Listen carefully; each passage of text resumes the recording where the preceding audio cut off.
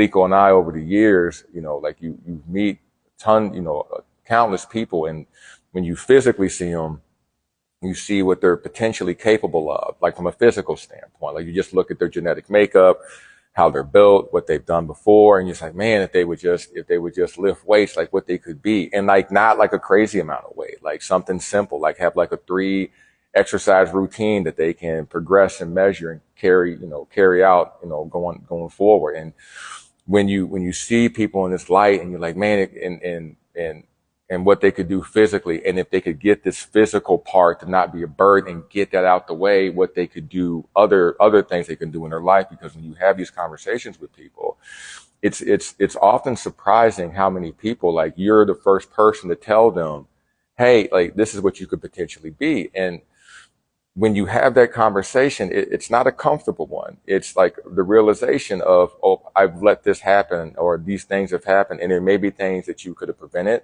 It may be in environments that you've become comfortable with some of the people you love the most in this world. And what's that conversation look like if you have to ask everyone to change, or if you yourself have to get out of that environment for you to be your best? It's never an easy conversation, but it's shocking when you go through people's, when you're having a conversation, okay, well, what do we got to do to make the physical part successful? What are the things we need to implement? Sleep, life, schedule, all these things, stress, all the big buttons we got to touch.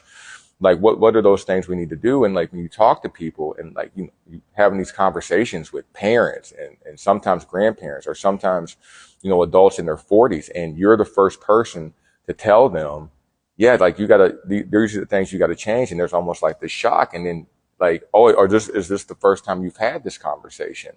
You've been around all these people, these loved ones, your friends, and like, no one's ever pulled you to the side, like on a Saturday night, say, hey man, maybe we don't drink like this no more. Maybe we don't eat like this. Maybe we don't sleep like this anymore.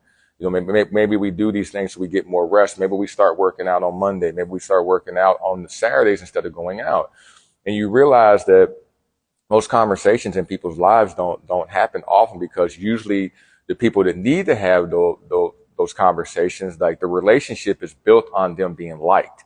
And that conversation to a friend or a family member is not going to be met with, with a feeling of being liked. It's going to be met with some truth, and some truth that you don't want to hear. And that's why us, and our job as trainers and coaches, we can't focus on being liked. Like, we just can't, because the news that we have to deliver to you often, it's not going to be something that you want to hear.